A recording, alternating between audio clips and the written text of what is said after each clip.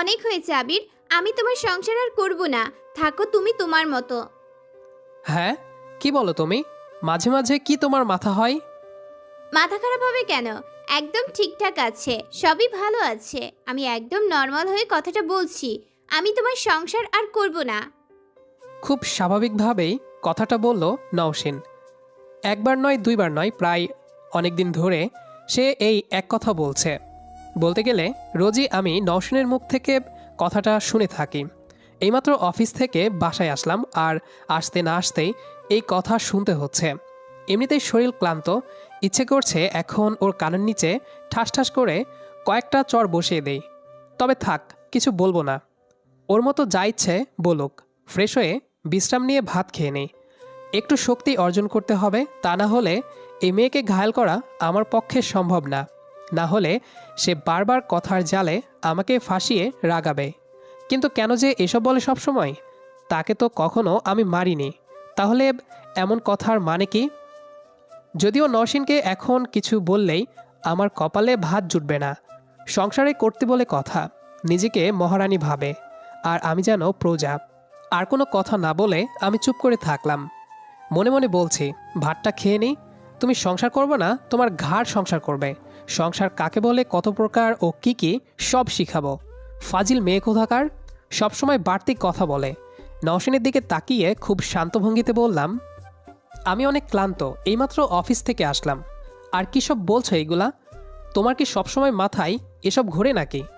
আমি যে বাড়িতে আসলাম, কোথায় তুমি আদর করে তোয়ালে দিয়ে বলবে যাও ফ্রেশ হয়ে আসো, তোমার জন্য চা আনছি, আর তুমি কি না? কি? আমি কি দজ্জাল, রাক্ষস, খারাপ বউ? সবসময় বকবক করি, ঝগড়া করি, বেশি বুঝি? কি আজব! নওশিন রে, কেউ থামাও। কি যে বলছে! সে এই কথাগুলো খুব উত্তেজিত হয়ে বলে।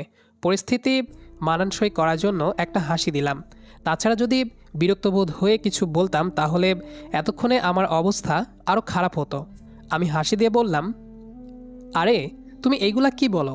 তুমি তো আমার লক্ষ্মী বউ, আমার টুনু পুনু, আমার সোনা বোনা, আমার কিউট পরি বউ। রাগী হলেও তুমি তো আমার জান বউ, জানো না? মনের মধ্যে রোমাঞ্চতা জেগে উঠেছে, তাই না? সব বুঝি আমি। আমি বাচ্চা না, আমাকে পটানোর ধান্দা।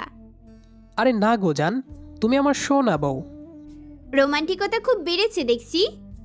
এই মেয়ের সাথে এখন কথা বলা যাবে না। এত প্যানপ্যানানি ভালো লাগে না। রোজ এমন বকবক করে যাচ্ছে নওশিন। ও তো আগে এইরকম ছিল না। বিয়ের কয়েক মাস পর থেকেই ওর আচরণ একটু কঠোর হয়ে গিয়েছে। তবে আমার প্রতি ওর কেয়ারের কোনো ঘাটতি নেই। আচরণ যা থাকুক, সে আমাকে আগের থেকে বেশি কেয়ার করে।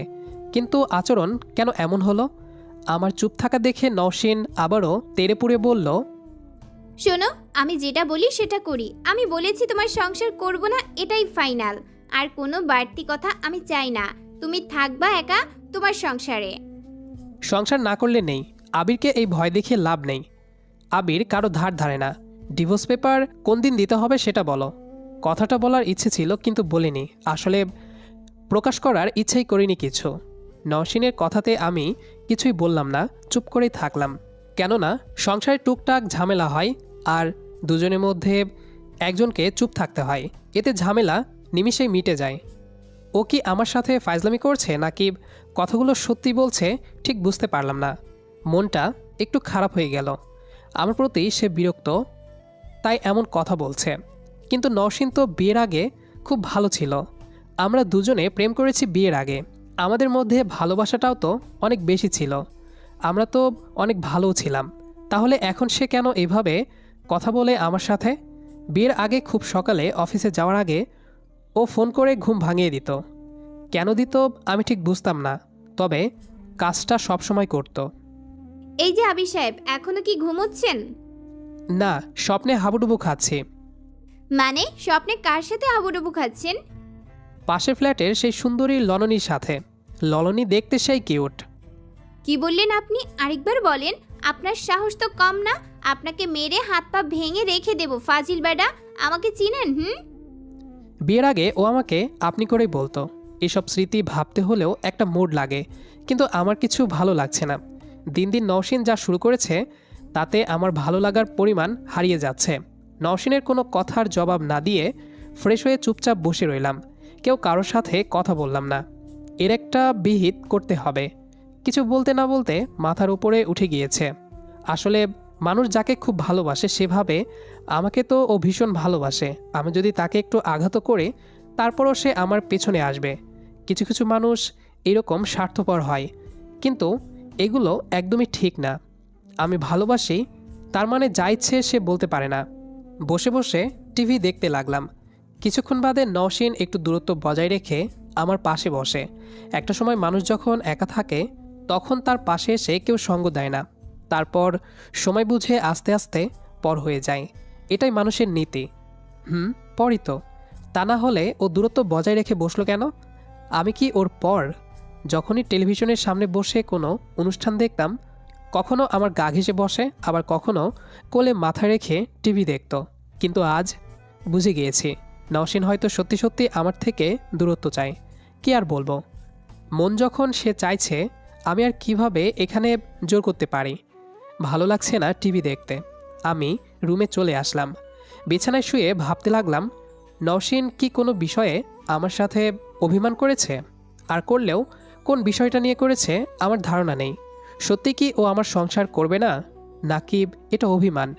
কিন্তু কেন? এর তো একটা কারণ আছে। কারণটা কি?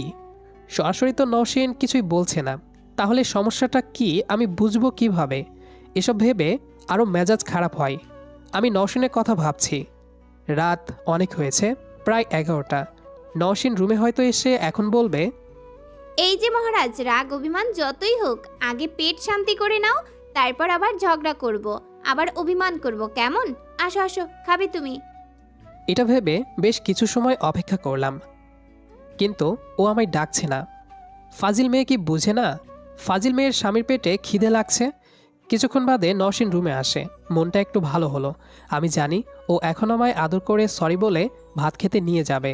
আমি ওর দিকে তাকিয়ে কথাটা শোনার জন্য অপেক্ষা করতে লাগলাম, কিন্তু ও আমার দিকে এক নজর তাকালো, তারপর বিছানায় শুয়ে পড়ল। কি সমস্যা এই মেয়ের? সোজা এসে শুয়ে পড়ল। ওই মেয়ে, ওই, তুমি নিজেকে কি ভাবো? নিশ্চয় নিজে পেট শান্তি করে এখন বিছানায় ঘুমাতে আসছে। আমি খুব অবাক হলাম। যে মেয়ে আমার সাথে না খেয়ে একটুও ভাত খেত না, সে মেয়ে আজ। জোরে একটা শ্বাস নিলাম। নওশিন তেমন একটা রান্না করতে পারত না। সে রান্নাতে কাঁচা ছিল, আর এসবের জন্য ও মাঝে মাঝে কান্না করত। একদিন, এই কাঁদছো কেন? কাঁদবে না তো কি করব? তোমাকে একটু ভালো করে রান্না করে খাওয়াতে পারি না? আমি অনেক পচা, তাই না? ঠিক মতো যে কেন রান্না করতে পারি না, তোমাকে একটু ঠিক মতো রেঁধেও খাওয়াতে পারি না। আরে, তুমি যে আমার জন্য রান্না করেছো এতেই আমি অনেক খুশি। তুমি জানো, আমি মনের তৃপ্তি নিয়ে তোমার হাতে রান্না খাই। যেটা পারো তাতেই আমার কাছে বেশ ভালো লাগে। কচু, আমার স্বামীটা রোজ আমার হাতের পচা রান্না খায়, আমি বুঝি তো। একটুও ভালো হয়নি, আমি জানি। আরে না রে পাগলি, অনেক ভালো হয়। না, আমি অনেক পচা রান্না করি। রোজ তোমার এসব অখাদ্য খেতে হয়, তাই না? নওশিনের কথা শুনে আমি খুব হাসতাম। দুজনে মিলে রান্না করতাম। আমি মেসে থাকাকালীন অবস্থায় নিজেরটা নিজেই রান্না করে খেতাম। সেই সুবাদে নওশিন আমার থেকেই টুকটাক রান্না করা শিখেছে। নওশিন আসলে রাঁধতেই পারত না।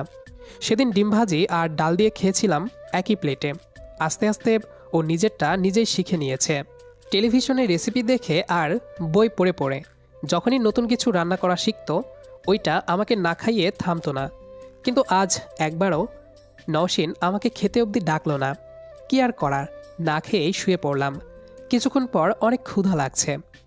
আমার ঘরে আমি না খেয়ে থাকবো, এটা কোনো কথা? টেবিলে গেলাম, গিয়ে দেখি ভাত প্লেটে বেড়ে ঢেকে রাখছে। মেয়েদের ব্যাপারগুলা বোঝা খুবই মুশকিল। আচ্ছা, সত্যি কি নওশিন ভাত খেয়েছে? আমি কি এখন ভাত খাবো? কিন্তু খুব খারাপ লাগলো, মেয়েটা নিশ্চয় না খেয়ে আছে। আমি যদি একা একা খাই, বিষয়টা খুব খারাপ দেখায়। না, খেলাম না ভাত। তাকে রেখে খাওয়াটা ঠিক হবে না। নওশিন যে আমার বউ হবে আমি সেটা কখনো ভাবিনি। একটা ব্যাচেলার বাসায় কয়েকজন মিলে থাকতাম। ওরাই জমিদার ছিল। কম বেশি ওর সাথে টুকটাক কথা হতো। মাঝে মাঝে রাতে ছাদে বসে গল্প করতাম। আমার নওশিনকে ভালো লাগতো। ও কি এমন গুণ দেখলো আমার মাঝে, আমি এখনও সেটা বুঝতে পারিনি। ও চাইলে আমার থেকেও ভালো উচ্চবিলাসী ছেলেকে বিয়ে করতে পারত, কিন্তু ওর কথার আকার ইঙ্গিতে আমি কিছুটা অনুমান করতে পেরেছিলাম ও আমার প্রতি এক ধরনের ভাবে দুর্বল, আর সেই সুবাদে আমিও তাকে পছন্দ করতে শুরু করি। বাসা থেকে ওর বিয়ের চাপ আসলে ওর মা বাবার সাথে একটু কথা কাটাকাটি হতো। ওর প্রত্যেকটা বিয়ের প্রস্তাব ও নিষেধ করে দিত, কিন্তু কেন সে না করতো জানতাম না। এভাবে অনেকগুলো দিন সে না করে দেয়। একদিন আমাকে সে সরাসরি প্রশ্ন করে, আর কতদিন এইরকম ব্যাচেলর ঘরে থাকবেন? একটা ছোট্ট বাসা ভাড়া নিতে পারেন না? সেখানে থাকবেন আপনি? ওর কথাটা শুনে আমি খুব অবাক হয়েছিলাম, কিছু বলার সাহস পাইনি। আমি চুপ করেই রইলাম। কিন্তু সে এমন কথা কেন বলল? কি ব্যাপার, কথা বলেন না কেন? তোমার কথাটা আমি ঠিক বুঝিনি। মানে আসলে কি বলতে চাচ্ছ? বুঝেননি নাকি বুঝেও না বোঝার ভান করছেন? শোনেন, এইভাবে আমি আর বিয়ের প্রস্তাব ভাঙতে পারবো না। আপনাকে যা করার খুব তাড়াতাড়ি করতে হবে। জলদি একটা বাসা নিন, এভাবে ব্যাচেলর বাড়িতে থাকতে হবে না। আমার আবার কি করতে হবে? আরে এই মেয়ে বলে কি? আমি যেখানে থাকি তাতে তার কি আসে যায়? আমি যেখানে থাকি তাতে তার কি আসে যায়? অবশ্য আমি বুঝতে পেরেছিলাম ও কি বলতে চেয়েছে। আমি পুরনো কথা ভাবছি। কি হলো, ভাতের টেবিলে বসে এত কি ভাবছো? খাচ্ছ না কেন ভাত? নওশিনের ডাকে বাস্তবে ফিরলাম। পিছনে ফিরে দেখি নওশিন একটা গম্ভীর মুখ নিয়ে দাঁড়িয়ে আছে। ওর সাথে কিভাবে বিয়েটা হলো আমি ভাবতে পারিনি। তবে নওশিন এখন আমার বউ। আমি ওর দিকে তাকিয়ে বললাম, আমি ভাত খেতে আসিনি, পানি খেতে এসেছি। তুমি এখন আমার সামনে ভাত খাবা? কিছুক্ষণ আগে বলল সংসার করবে না, আর এখন কি দায়িত্বই না পালন করছে। মেয়েরা পারেও, মনে হয় ওরা জানেই না কখন কি বলে। আমি বললাম, কি চাও তুমি? আমি কি চাই তুমি সেটা কখনো বুঝতে চেয়েছো? সারাদিন অফিসে থাকো আর আমি বাসায় একা। আমার একাকিত্ব তুমি বুঝো? একটা বাবু। নওশিন পুরো কথাটা না বলে থেমে গেল। কথাটা আসলে সত্য। ও তো সারাদিন বাসায় একা থাকে। আর বাবু, এটা কিসের ইঙ্গিত? তার মানে কি বলতে চাচ্ছে? বিষয়টা আগে তেমন করে ভাবিনি। আসলে আমি চেয়েছিলাম বিয়ে করে আগে সংসারটা সাজাতে। এই সংসারটা আলোময় করার জন্য একটা বাবু দরকার। এটা কখনো আমার মাথায় আসেনি। রোমান্স করিনি তা কিন্তু নয়। ভেবেছিলাম আস্তে ধীরে বাবু নিব, কিন্তু মনে হচ্ছে এটাই ভুল সিদ্ধান্ত ছিল। নওশিন আবার বলল, তুমি এমন কেন গো? আমি কিছু বললে আমাকে একটু ধমক দিতে পারো না? কিছু বললেই চুপ করে থাকো। সেই কখন থেকে তোমায় না খাইয়ে রাখছি, একটা বার তো ধমক দিয়ে বলতে পারতে, এই নওশিন, এই টেবিলে আসো, ভাত বেড়ে দাও, ওঠো বলছি। আমি শুধু ওর চোখের দিকে তাকিয়ে থাকলাম। মুহূর্তেই মনটা ভালো হয়ে গেল। কেন যেন চুপ করে ওর কথাগুলো শুনতে ইচ্ছে করছে। তুমি এখনো চুপ করে আছো, কিছু বলবে না? একটু ধমক দিলে কি হয়? একটু রাগ করতে পারো না আমার উপর? আমি তারপরও চুপ করে থাকলাম। খানিকক্ষণ নীরবতা পালন করে বললাম, বাবা হতে চাই। একটা বাবু দিবে আমায়? আমার কথাটা শুনে নওশিনের মুখের আভাটা অন্যরকম হয়ে যায়। ওর চোখের কোণে পানি জমতে শুরু করেছে। এই কথাটাই শোনার জন্য হয়তো বহুদিন অপেক্ষা করেছে। কি হলো দিবানা বাবু? ও আমায় জড়িয়ে ধরে একটু কাঁদল। তারপর বলল, আমি অনেক পচা। আমার স্বামীটাকে না খাইয়ে রেখেছি। প্রথমে ভাত খাইয়ে দিচ্ছি, আমি নিজ হাতে খাইয়ে দিব। তারপর তারপর আর কি? ওর একটা অভ্যাস, সব কথা গুছিয়ে এনে শেষে কমপ্লিট না করে রেখে দিবে। তবে এই তারপরটা যে কি আমার আর বুঝতে বাকি রইল না। এই তারপরটা হলো বিছানায় যাওয়ার ইঙ্গিত। ফিলিংস বাবা হব। গল্পটি এই পর্যন্তই। আমাদের আজকের গল্পটি আপনাদের কাছে কেমন লেগেছে সেটি অবশ্যই কমেন্ট করে জানাবেন। দেখা হবে আবারও নতুন কোনো গল্প নিয়ে। সেই পর্যন্ত আমাদের সাথেই থাকবেন। আর পুরো গল্পটি শেষ পর্যন্ত শোনার জন্য সবাইকে অসংখ্য ধন্যবাদ।